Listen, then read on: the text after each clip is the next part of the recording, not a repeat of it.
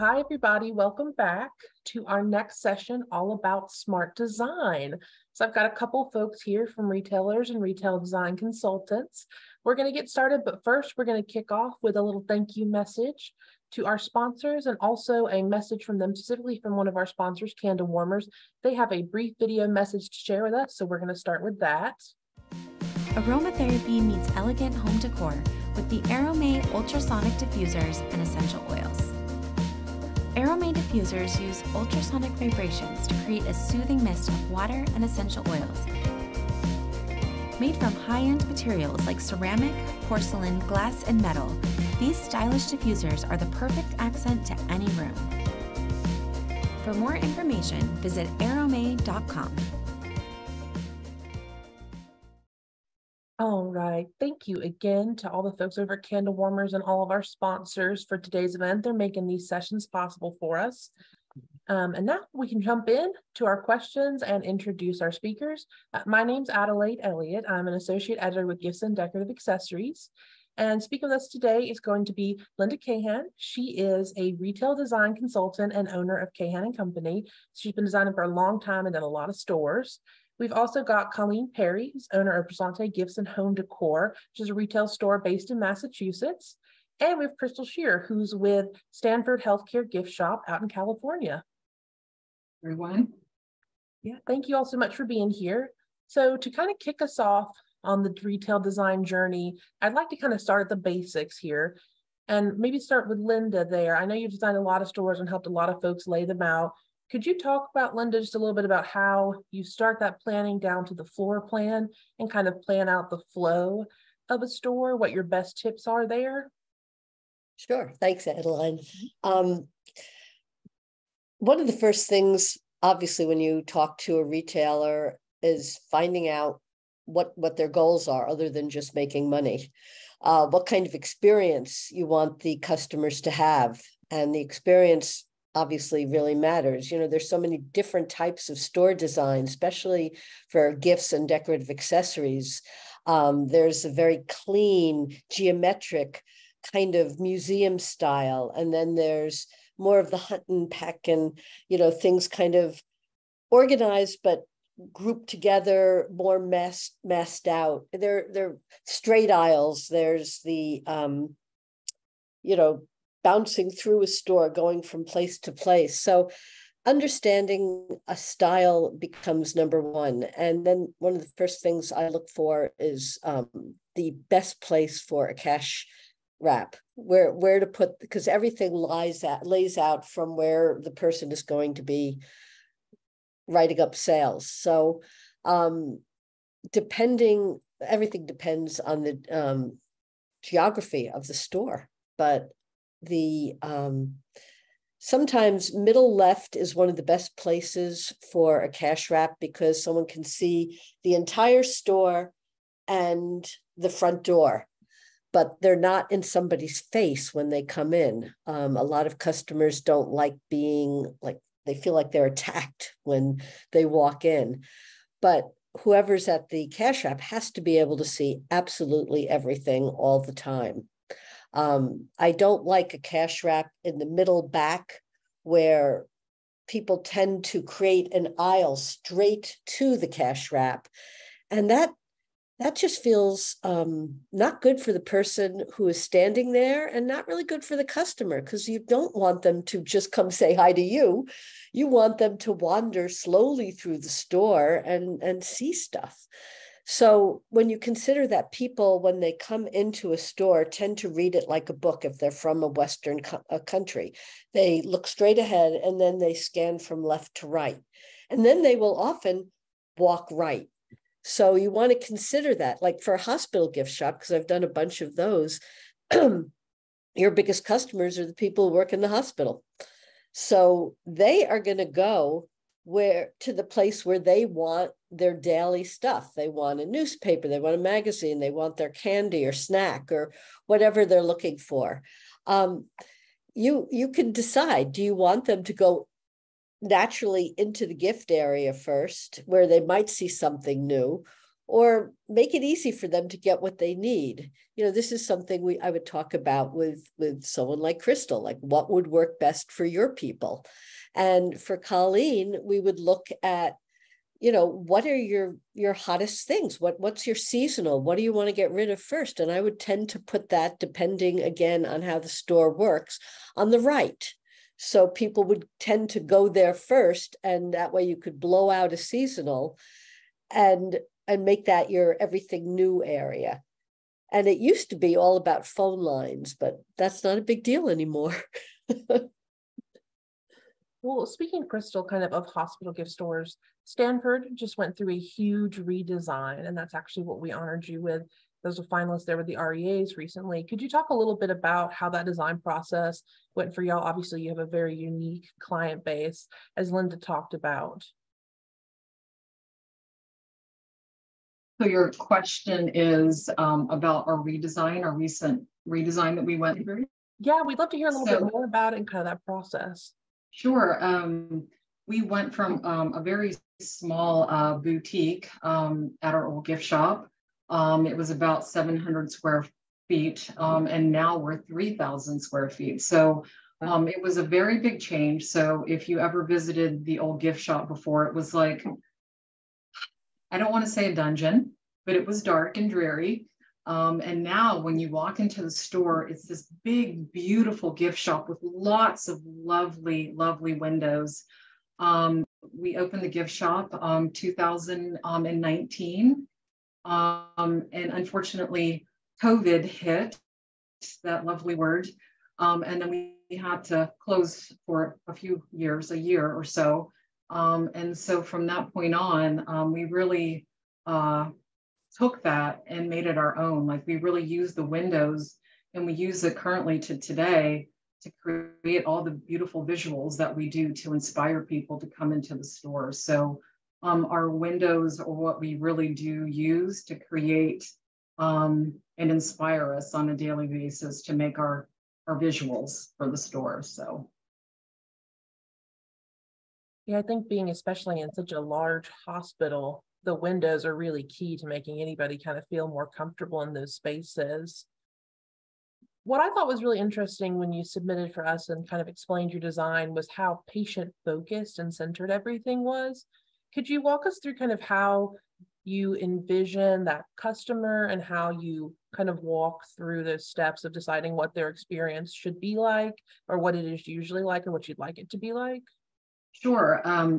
So again, the primary focus, unfortunately, when COVID happened, we were really stuck. Like we were trying to figure out, like, what do we do to get people to continue to be inspired? Because we always looked at our gift shop as a respite, not just for guests, but also for the people that work here. You know, you go through a process on a daily basis. You don't know what people are going through. So we wanted to create that environment when you come in here, even if it's just for like 5 minutes, to come in and get away from what you're going through on a daily basis. So when we create our vision, we want to do that with our visuals that we create in the store, so that when people come in here, it's a time away, right? So whatever you're going through in the process of a day, this is your time away.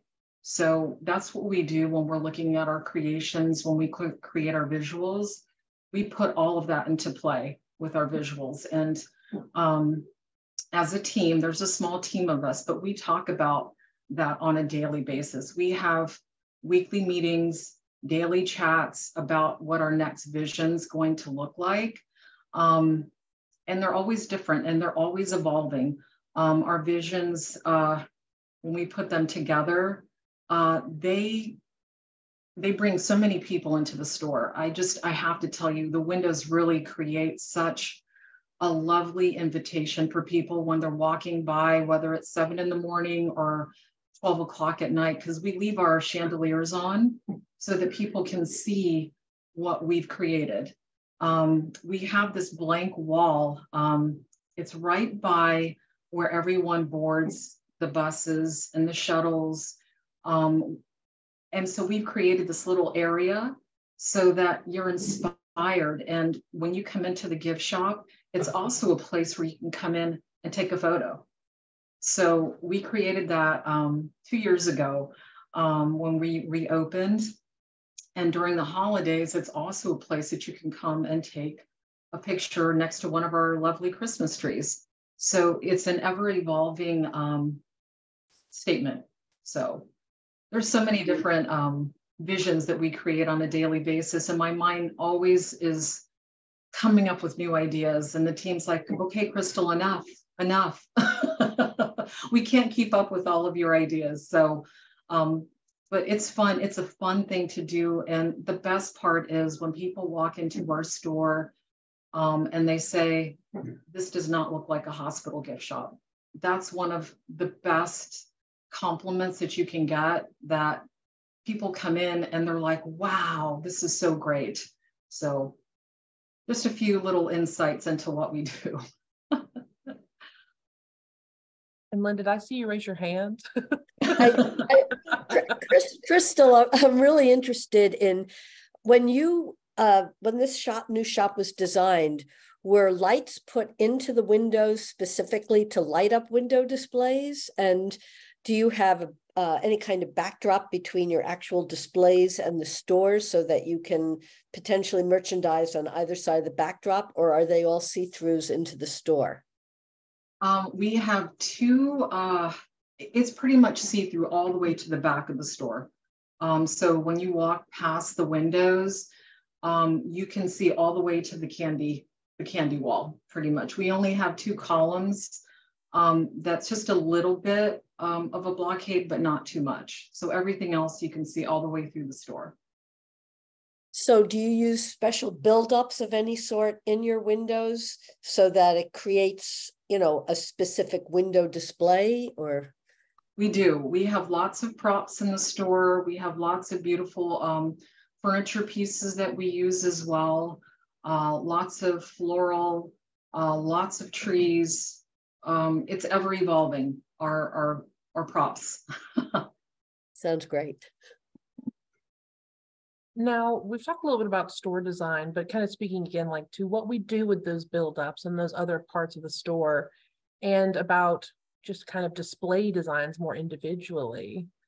Colleen, I know that we really honored you for your display designs. Could you talk with me a little bit about how you start planning out those, like our little tiny redesigns in stores, we'll say? Oh, I think your mic is off, Colleen. There we go. All right, I'm back. For me, I'm always looking for that unique, unusual item. So I'm always either at the flea markets or yard sales, or I'm at antique shops, or I'm looking in magazines, Facebook Marketplace. I'm always looking for these really kind of odd little things. Like someone just gave me a Victrola the other day. I haven't quite figured out how I'm going to use that yet, but it will be used in the store at some point in time. But the bathtub was just something that I thought, why not have a bathtub in the store and do something very creative and fun, so that when you come around the corner and you see it, you go, oh my goodness, there's a bathroom in the store. And we have a cute little sink. And all of these things were purchased very economically off Facebook Marketplace. And then you just build your display around that. And there's so much creativity with that because you can move it anywhere you want within the store. We just recently picked up an absolutely gorgeous baby crib that I'm going to be putting in the baby section. Very tall, very elegant, very kind of Cinderella-ish. And I'm really looking forward to doing that. So I'm always looking for these odd little things that will create this aha moment when someone walks into the store and they think, oh my goodness, this is gorgeous. I love this. Well, it's interesting, even big design, small design, it doesn't matter what you're looking at a store. It really seems like it comes back to those like real focal points of interest. Yes. Linda, could you speak at all to like other tips you might have to kind of help folks point out those focal points, whether that be in store design or in like individual display designs, how you can draw focus in parts of your store? Sure. One of the things I do when I do a consultation is I ask the owner and whoever else is there to go out into the street. We have a little, piece of paper and a pencil, and walk back into the store, and within 30 seconds, write down the first 5 things they see. And it's a really good way of And not just, the owners or the managers, but, maybe a friend or have other people do it, salespeople. And then you do a little compare and contrast as to what are the things that people are seeing. They're very rarely what you want them to see. So it may be a blank wall. It may be a display that is, you're not excited about. But knowing those 5 areas gives you a chance from the front of the store to set your first 5 focal points and make a statement in each one. And obviously, Colleen and Crystal, you're both experienced retailers. So, your colors, it could be a color statement. It could be a vendor statement. Everyone listening to this knows the drill, but it's got to be something that's cohesive, that makes sense. And if you at all possible, shoot a light on it so that in each, if there's good general lighting, that's wonderful. But then if there's a pop of light in each of these focal areas, the eye will be led around by the light as well. And different heights is always interesting. Something to kind of break up the backdrop always helps. Yeah. Yeah. Now, kind of speaking to things that you have tried, things that have worked, things that haven't, I always love to ask if there has been anything that did not work in a store. Obviously, you guys have had some trial and error in your learning process. Is there anything that you, it just did not work? And this is kind of open to the floor, so whoever wants to start. Well, I could start. We'll start with potentially the most embarrassing and awful one first. I was doing a hospital gift shop in Bridgeport, Connecticut, and I designed the overhead lighting, and I wasn't inexperienced at the time, but it was my first time working with these specific fixtures, and I designed the ceiling lighting too close to the wall fixtures. So that, and back then there were no LEDs, so they kind of burnt the merchandise on the top shelf. Oh my God. It was nobody's fault but my own. And I give a lot of seminars, and now I basically say, so here's the wall, right? When you're planning your ceiling lights, you come out from the fixture and then 4 feet out. So it would be, if the fixture comes out a foot, you go out another 4 feet and then 3 feet up from the top of the fixture. And that would be your best spread of light. Definitely don't do it 2 feet from the wall. That was a very expensive, huge mistake, and not something I like talking about, but if I can help anybody from making that mistake, I'm happy to. I was going to say, trial by fire, not to make a pun, but if it's literally, that's a hard lesson. Has there been anything that you've tried that you just realized that folks were not interested in maybe looking at or interacting with? Well, for us, we had this, I thought was a beautiful green statement that we had put together with palm trees. It was a green tablescape that we had put together, beautiful palm trees and what have you. And I thought for sure, as soon as we laid it out, and I will tell you this, we even took pictures for our website with this. So that's how invested in it that I was. And I think we probably sold 3 things off that table. I was very disappointed. I couldn't believe it. And it was all about placement, to be really honest with you. We had this completely other statement, not too far from it, that was more attracting to people. So what we did is we moved it and we made it front and focused in our main window. And let me just tell you, as soon as we moved it, it started selling. It was just because of the placement of it. It was too close to something else that was detracting from it. So, but I couldn't believe it. I'm like, why doesn't anyone love this? I love it. It's so beautiful. Why isn't anyone looking at it? So that was why. It was just the placement. Now, can I ask you ladies kind of how long you give a display that maybe doesn't seem like it's working well? how long do you give that, or what kind of signs do you look to sort of gauge that this is not resonating for whatever reason? Maybe Colleen, if you wanted to start. Well, if it's not working, you pretty much know right away because nothing's moving from that. It kind of stays stagnant. I just tear it apart. That's kind of a rule here. We don't worry about it. In fact, when I have part-timers come in and help me and they'll say, I don't know if I like this display. I say, don't worry about it. We'll give it a couple of weeks. If it's a total bomb, we'll just rework it or we'll move it someplace else. So don't get upset. Don't get hurt. In a week or two, we'll know. And then we just shift, move, and do what we need to do. We do the same thing. Same thing. We just give it a couple of weeks, and if it's not moving, I think you'll know if things haven't sold in that statement. It's like you've sold maybe one or two things. If that, it's not working. It's lived its life, and it's time for something new. One of the biggest mistakes retailers make, which obviously the two of you are not making, is getting too emotionally attached to their displays. I mean, you do something beautiful, you take a picture, and then let the stuff sell. And if it doesn't, do exactly what the two of you are doing. Yes. Now, what about something that's doing really well for y'all? Is it really just how quickly product moves that you're able to gauge that? Yes. Yeah. Well, and kind of speaking to that, what is something that you guys did that maybe you tried out for the first time, or you do it every time now, that really ended up making you money that kind of surprised you? You think? I was going to say, it's always easy to point out the things that you don't love that you tried, right? That's always the easy one. I've always found that the things that I dislike the most are the things that sell the best. And that's in my entire retail life, that I've always found that the things that are not the prettiest, that are the things that people like the most. I don't know why, at least in my mind.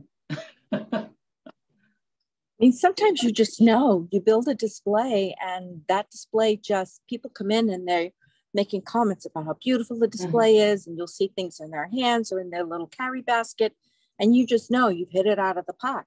Yeah. So you really have to pay attention to the customers. It's also where they loiter the most. You'll see them hanging around. They might even come back to that display again, maybe a second time. So you have a feel for what's working. And then I try to, I don't know, exploit it as much as possible. Yes. Like with the pink Barbie thing that was all the rage just recently, we quickly put a whole pink statement together. We even bought a backdrop.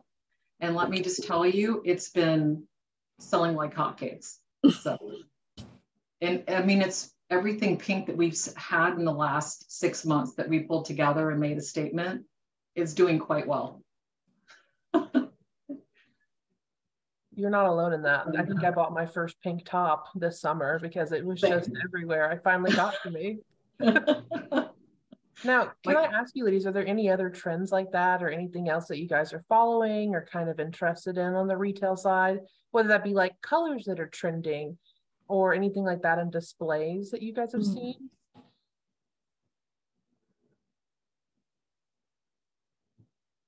I want to just speak to what Crystal said about people taking pictures of themselves in their stores.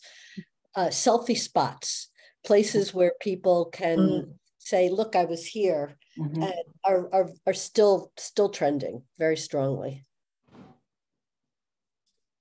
Yeah, it's a really easy way to do experiential too, I think, because it's something you can place and it can be there. The experiential trend is not going anywhere soon. The whole thing with experiential is so absurd. Like, what was it before? I mean, it was still an experience. You don't need a swing in your store to make it an experience. Although if they fall off the swing, then it's definitely an experience. But there are ways. I call it the red sink, and I actually got that expression from somebody else. But you know, someone comes out of a bathroom and go, "Oh my God, they had a red sink." So it's kind of like, what is your red sink? What is the thing that people say, oh my God, I was a hospital gift shop, but it had this.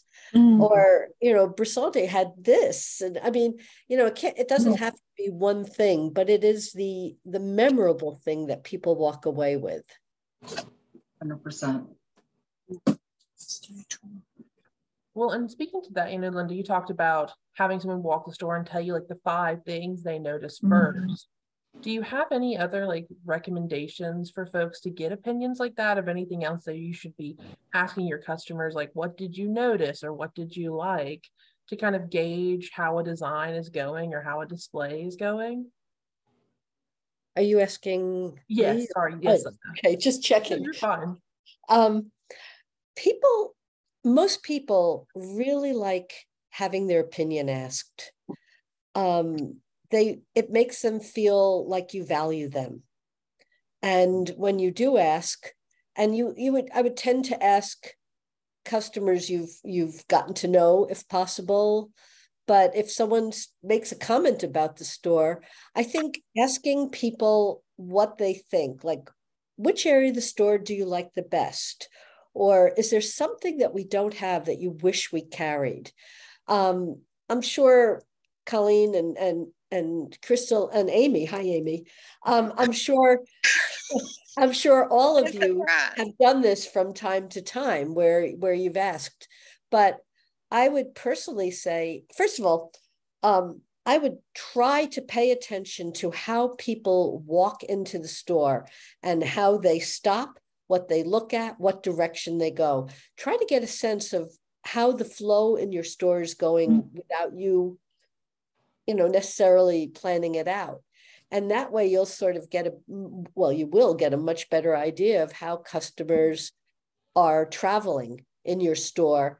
And that will help you decide whether that's what you want for them to do. At a hospital gift shop, we just angled the front door mat to get them to move into the gift section. And they did. Floor mats, the entry mats, can be really powerful because they become like a runway. So you don't necessarily want a runway if it's just hitting the end of a fixture, but if it takes you to an entire other area, it works really well. It's always funny, those little changes you can look back on and find that about. Well, and I wanted to say too, we have a late entry. Hi, Amy. Hey, everybody. I'm sorry I'm late. Typical. No. We had some tech snafus on our end, so we apologize for that. But Amy is a retailer. She owns Once Upon a Time by Amy. She was one of our REA design winners for last year, and she actually just finished up opening her second location. She owns a children and baby boutique in Tennessee, but she just finished opening her second location about a year ago now, right, Amy? It's been a little over a year. Yes. Yeah. Well, speaking to that, and I know this is one of the questions we might have talked about earlier, but I did want to talk to Amy. I call her my queen of theme. She picks these very elaborate themes. She's got a castle guy, y'all. That's why I always like to start this with an explanation of Amy's stores. But could you talk a little bit about your design process when you're starting one of your stores, Amy, and what that looks like? Linda talked a little bit earlier about floor plan and flow. We talked a little bit too about designing displays, but I'd love to kind of have you walk folks through your store and how you start that process. I have a children's store, so obviously I would start at the very beginning. When you walk in, the most precious of all is the baby. And then I have the definite sweet baby, all the touches and all. And then as you go beyond, you go to the girl area, definite girl area, and definite boy area. You can't miss the boys. And then just beyond that is the castle. So it's leading you back to the grand finale, I guess you would say. So, but I have a way, and I don't know why, don't ask me to cook for you, but I have a way, it's just built in me, that I can look at a space and in about 15 minutes tell you where I'm going to put everything and where everything would go. But I think this just comes from a passion and just loving to do this. This is just what I live, eat, and breathe. And I was like going crazy when you were talking about your front windows and all. Front windows are huge. They're huge because that's what beckons everybody in. And so it has to be grand and wonderful. And so that's one of my favorite things. So I was over here so frustrated because I was watching y'all, but I couldn't talk, which is scary for me. We didn't mean to silence you, but I did want to ask, because you had said you were excited about talking about something that you've done in your store, Amy, to kind of help you save money, but that ended up working really well for you, a change that you made to your design or your displays. Well, the change that I made in the store is you've got this Grandioso castle, and it's absolutely fabulous. I mean, I hate to toot my horn, but it is pretty fabulous, and both my stores have them. And so I thought, okay, let's do tweens. But I was told by everybody, tweens girls do not want to shop in a baby store. So I thought, well, let's turn the castle into the tween store. So that's a store within a store. Mm-hmm. So I'm thinking, let's put the tweens in there. Well, this just goes down a whole nother road, like the rabbit hole, because I had beautiful things in there. Moms would come in there and say, oh, I'm going to bring Susie in here after I get her at school. Mom's picked out some things. And if mom likes them, guess what? Susie's going to say, I don't like those. So I decided, I have 3 daughters. I've already raised them. I've been there. So we're not going to do tweens. I'm done with tweens. My feelings are hurt. I'm going to bow out of tweens. So then what I decided to do is take that space right there and then again put a store within a store and go into shoes for children. Shoes for children, it's wonderful. You know, you've got freestanding shoe stores everywhere. Bring your shoes in, bring that store within your store, and it has success written all over it. Children's shoes are hard to find. So when our area right here, when we started doing the more elaborate shoes that people had to drive across town to get and all, that was wonderful. Now, I have to say, as a footnote, I have tweens again, because once I took them out, everybody went crazy. I can't believe you took the tweens out. I can't believe you took the tweens out. And I said, okay, if I do it, I'm going to charge you if you don't come in here and buy it. Every few months, I'm going to send you a bill. So, of course, we all laughed about it. But now the tweens are doing great. I just moved it to another part of the store. They were too mature for the castle, apparently. I have no idea. I thought, what a wonderful place. You know, here are the princesses and here are the tween clothes. But I was wrong on that call. See, you like the castle. That was the problem. They got to go opposite. Yeah, that's the way. Yeah, you just expect it, I think, sometimes. So there you go. Well, talking about changes in stores, you know, obviously budget is top of mind for everybody, really in every aspect of retail and buying for that matter too, as a consumer. Are you guys doing anything differently in any of your stores or in any of your designs lended to that are for like money saving or to promote even like promotions or sales for your consumers that are looking to save money?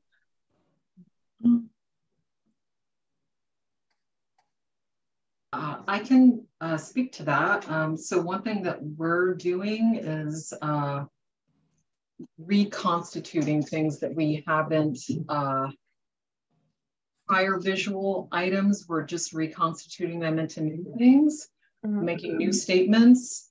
That's how we started the beginning of the year off. We were going to be on a budget this year. We were going to be on a budget. Well, I mean, that started off well, but you know, that never stays because that always grows, unfortunately. But that's one thing that we've been doing is just reusing a lot of the things that don't sell, and then we incorporate them into other visuals. Yes. And then one of the other things that we do is around the holidays, we do Employee Appreciation Day for the staff here at the hospital. We usually do about 20-25% off. So just to try to save everyone a little bit of money.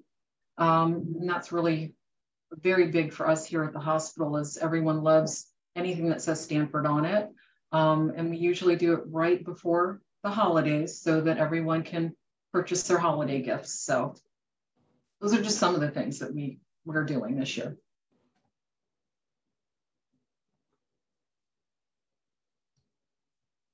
Maybe I see your hand raised. You can go. My hand raised.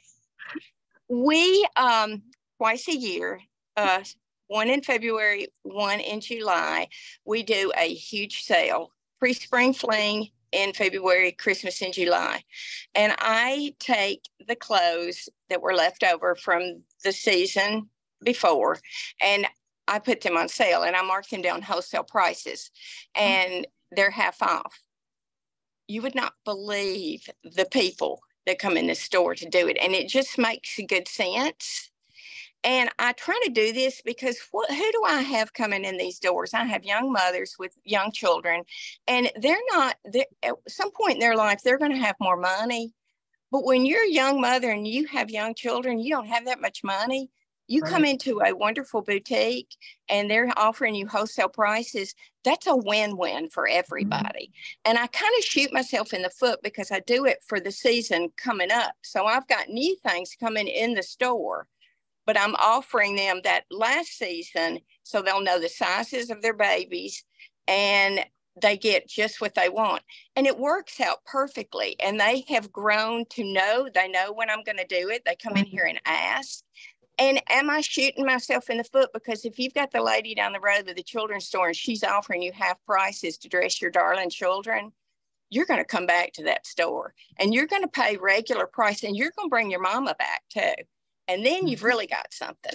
So we do that every year. We do those 2 big sales. And again, they're huge and people know when they're coming up. Mm. Now, Amy, I wanted to ask you too. So Amy's store has a really interesting thing in her second location that not a lot of folks can say they have with retail stores, which is outdoor space. Amy, could you talk a little bit about how you decided to utilize that in your second store? I think folks would be interested. That is just a wonderful thing. It's actually in my first store. So this store was a restaurant and they tried 3 times and it never was a go, which gave me the patio, the eating patio out there. Well, the first thing I did when I looked at it, and they offered it, the rental company offered this up because they saw we were expanding, needed to expand. So when I saw that, I thought, okay, what's the best use of this? We buy the most unique playhouse out there that's adorable. We've got tables and chairs. We've got a little replica of a food truck out there. The kids go out there and play. The whole thing is fenced in. There's no gate or anything. Children can't get out. I've been known to sit out there and watch people's children while they shop in the store, which that's fine with me. I enjoy it. But it's just a win-win. We put turf out there so if they fell down, they wouldn't hurt their little knees and all. I've got dishes out there. I've got everything. Oh.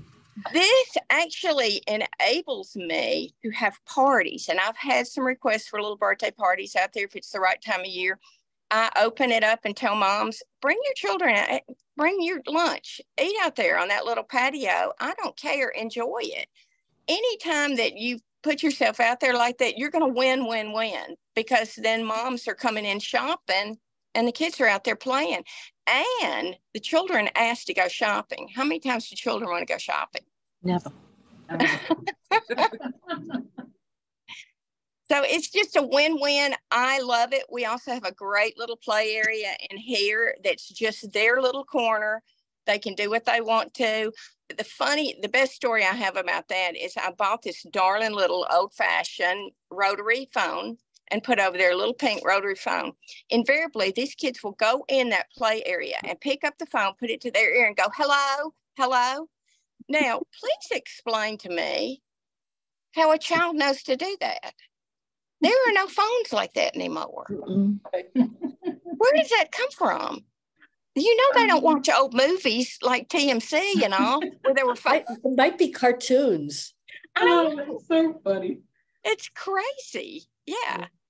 But I've just enjoyed it as much as the kids because it's so fun to watch them play and get to know the children and all. So.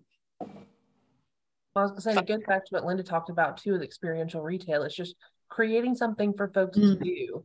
And it's giving kids something to say that they liked about a store, which, like you said, can be quite rare. They walk away with their red sink moment. We have special events in here too that are just absolutely crazy. And if you go on my site, you'll see that we have milk and cookies with Santa, and that starts 2 weeks before Christmas. And so we ask that the kids wear their pajamas. Santa comes in, we turn all the lights down, and I just have candles lit all over the store. He reads Night Before Christmas. they do their milk and cookies. There's a little craft table where they can do a craft and take home a Christmas ornament. And then they get to tell Santa again, one more time, what they want for Christmas. And then that gives moms and dads the photo op that they want with their cell phones and whatever. And that's huge. You know, I was first just doing one of those, and now I've added to it every year.